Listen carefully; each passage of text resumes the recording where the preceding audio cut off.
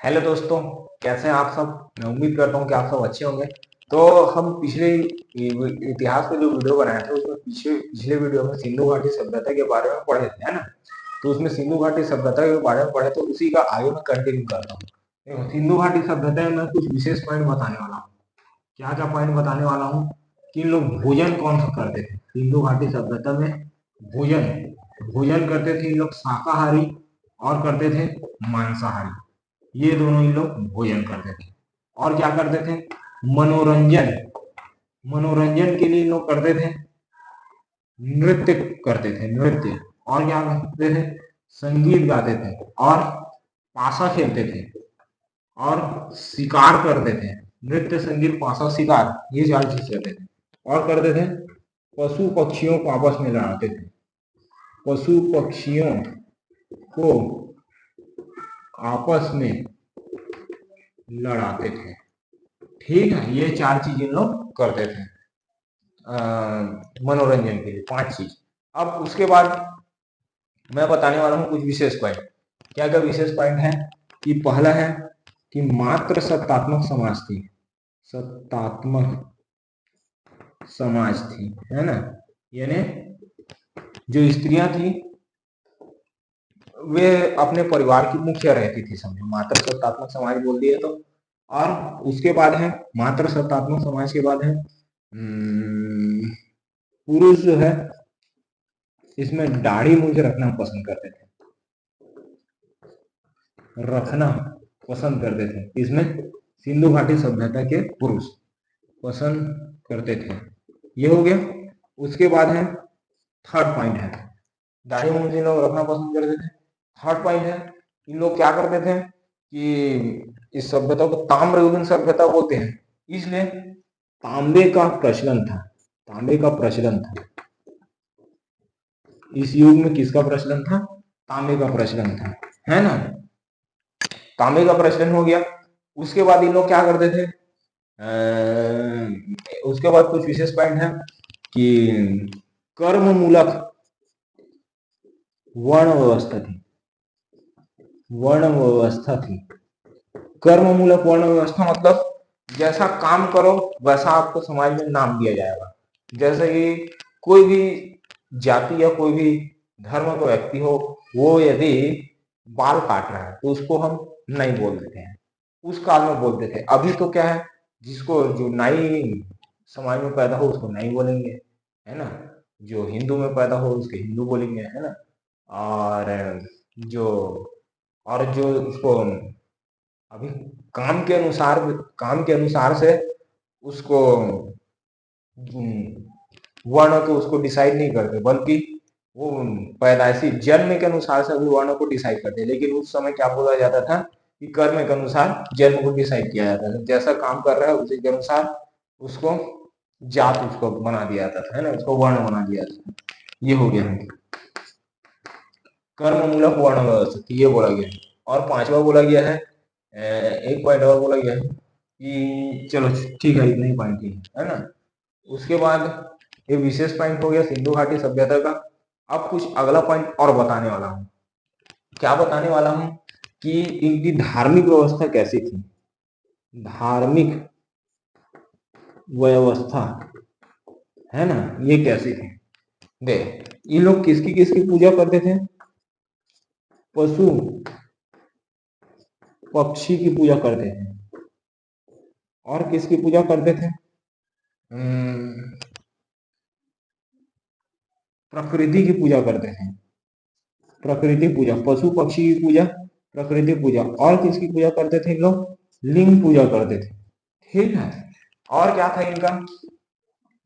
तो इन लोग प्रकृति की पूजा करते थे, यानी इनका पवित्र वृक्ष है, पवित्र वृक्ष था पीपल। और था पवित्र पशु था इनका वृषभ, या जिसको सांड बोलते हैं, ये इनका पवित्र पशु था। और पवित्र पक्षी था कबूतर। ठीक है, पवित्र पक्षी था, क्या था? कबूतर। ये इसको इन लोग मानते थे। और क्या करते थे इस समय? ये मूर्ति पूजा करते थे। मूर्ति पूजा करते थे। ठीक है, और क्या करते थे इन लोग? मूर्ति पूजा तो कर दिए, है ना। पुनर्जन्म में भी विश्वास करते थे इन लोग, पुनर्जन्म में भी विश्वास करते थे। और क्या करते थे इन लोग? तंत्र मंत्र, जादू टोना में भी विश्वास करते थे, टोना में भी विश्वास करते थे। ठीक है, देखो इतनी सारी चीजें है।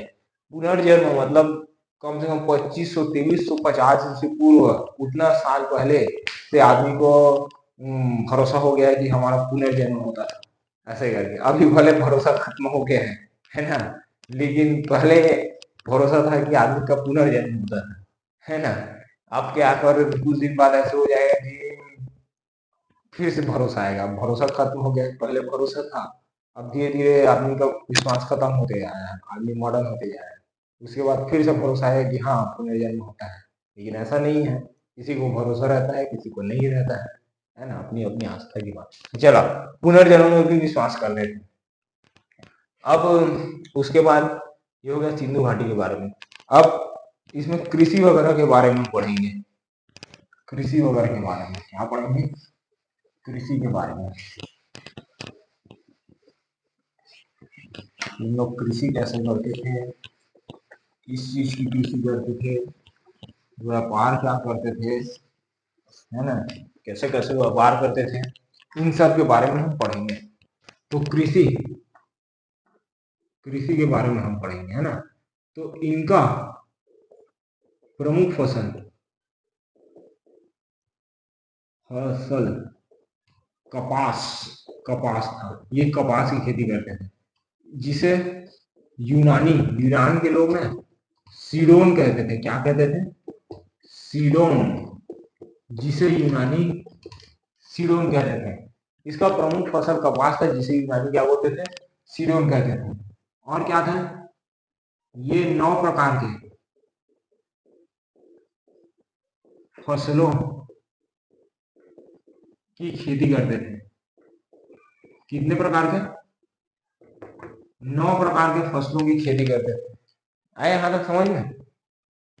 और इनका क्या क्या व्यवसाय था कृषि के अलावा? पहला तो क्या था? कृषि, और ये पशुपालन भी करते थे, कृषि पशुपालन। और करते थे ये व्यापार। तो व्यापार किससे करते थे इन लोग? जो मैं आपको पवित्र, इन लोग का पवित्र पशु बताया हूँ वृषभ सांड, उसी से इन लोग माल, मालगाड़ी का काम करवाते थे, मालवाहक का, है ना। वृषभ या सांड से व्यापार किया जाता था। अब देखो कितना पशुपालन में कितना को काम हो गया। पहला तो उन लोग इसको पवित्र देवता, अपना देवता के रूप में मानते थे, ये भगवान देवता करके, है ना। और दूसरा कि इसको व्यापार के लिए भी उपयोग हो गया, इधर उधर ले जाने के लिए, है ना। और तीसरा कुछ और पशुपालन करते होंगे जो और कुछ उपयोग आता होगा। ठीक है, ये इनका प्रमुख व्यवसाय है। और क्या है इसमें कुछ जानने लायक बातें? हाँ, लिपि, लिपि बता देता हूँ। इनकी लिपि भाव चित्रात्मक थी, भाव चित्रात्मक थी, है ना। और जिसे ब्रुस्टोफेदान द्वारा, फेदान द्वारा गौमुत्रिका कहा जाता है। ठीक है, इनकी लिपि कैसी थी? भाव चित्रात्मक थी, जिसे ब्रुस्टोफेदान द्वारा क्या बोलते हैं? गौमुद्रिका कहा जाता है ना। और क्या बोलते हैं, इन लोग कैसे लिखते थे? जैसे मैं ये ब्लैक बोर्ड में लिख रहा हूँ, तो कहाँ से लिख रहा हूँ? लेफ्ट से राइट लिख रहा हूँ। तो इन लोग कैसे लिखते थे बताऊं? ये पहली पंक्ति में बाएं से दाएं, बाएं से दाएं, यानी राइट से कहाँ लिखते थे? लेफ्ट, ऐसे लिखते थे पहली पंक्ति में, पहला वाला में, है ना। फिर दूसरा में ये लिखते थे, फिर बाएं से दाएं, फिर बाएं से दाएं लिखते थे। आया समझ में क्या? पहले कैसे लिखे थे इन लोग? ऐसे लिखते थे, फिर ऐसे लिखते थे, ठीक है।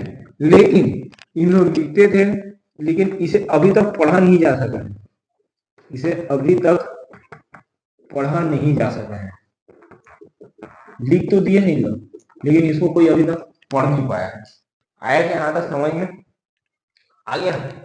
उसके बाद और क्या है इसमें जानने लायक बातें? हाँ, ये विश्व की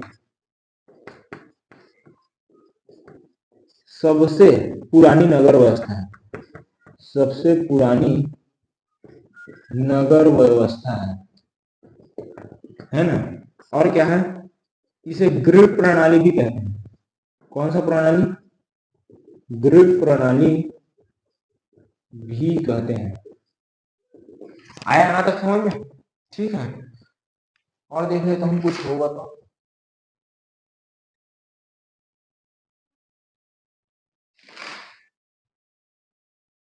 ठीक है, इतना ही है सिंधु घाटी सभ्यता में।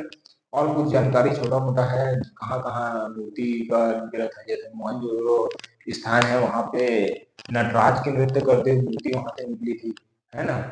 और कहीं कहीं से और कुछ निकला था, उसके बारे में जानकारी हम अगले वीडियो में देंगे। Thank you.